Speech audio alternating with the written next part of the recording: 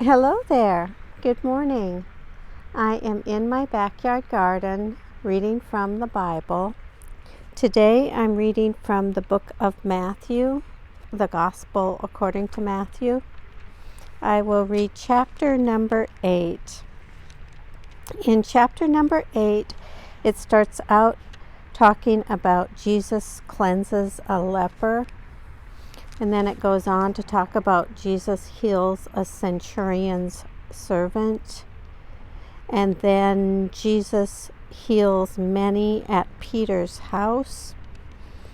It talks about would-be followers of Jesus. Jesus stills a storm. And then it ends up by talking about Jesus heals the Gadarene demoniacs. But before I get started, I do want to talk a little bit about what you see in the video today. What you see in the video, kind of the center of the video, is an elderberry bush. So we've had this elderberry bush for several years now, and last year it got flowers, but they did not turn into berries. And then we learned that you need to have at least 2 of these in order for it to produce berries. So we've planted another one in another part of the yard, kind of near. And so, sample, stop the barking. And so we're hoping that this year it will get flowers, and then maybe those flowers will turn into berries. Sample, stop the barking. The thing about the elderberry plant is that, or the elderberry berries, is that they are poisonous if you just eat them raw. So my plan is to use them to make jelly, because once you cook them, they're no longer poisonous, then they make great jelly. So that's my plan with the elderberry plant.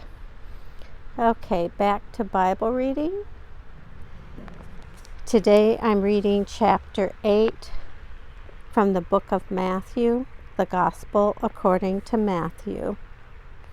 And the reading begins.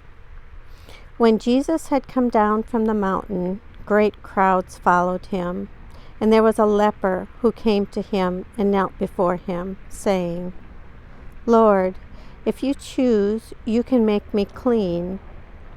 He stretched out his hand and touched him, saying, "I do choose. Be made clean."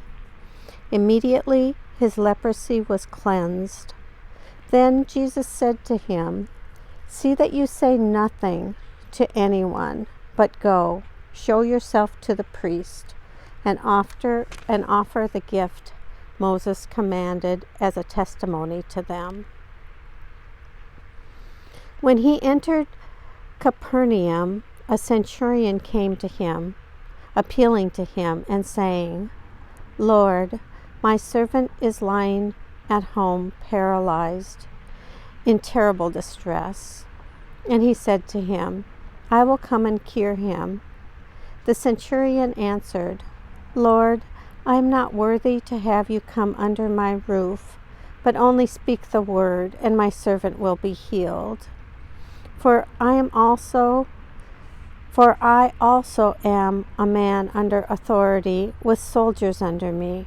And I say to one, 'Go,' and he goes, and to another, 'Come,' and he comes, and to my slave, 'Do this,' and the slave does it." When Jesus heard him, he was amazed, and said to those who followed him, "Truly, I tell you, in no one in Israel have I found such faith. I tell you, many will come from east and west and will eat with Abraham and Isaac and Jacob in the kingdom of heaven, while the heirs of the kingdom will be thrown into the outer darkness, where there will be weeping and gnashing of teeth." And to the centurion, Jesus said, "Go, let it be done for you according to your faith." And the servant was healed in that hour. When Jesus entered Peter's house, he saw his mother-in-law lying in bed with a fever. He touched her hand, and the fever left her, and she got up and began to serve him. That evening they brought to him many who were possessed with demons, and he cast out the spirits with a word, and cured all who were sick. This was to fulfill what had been spoken through the prophet Isaiah. He took our infirmities and bore our diseases. Now, when Jesus saw great crowds around him, he gave orders to go over to the other side. A scribe then approached and said, "Teacher, I will follow you wherever you go." And Jesus said to him, "Foxes have holes, and birds of the air have nests, but the Son of Man has nowhere to lay his head." Another of his disciples said to him, "Lord, first let me go and bury my father."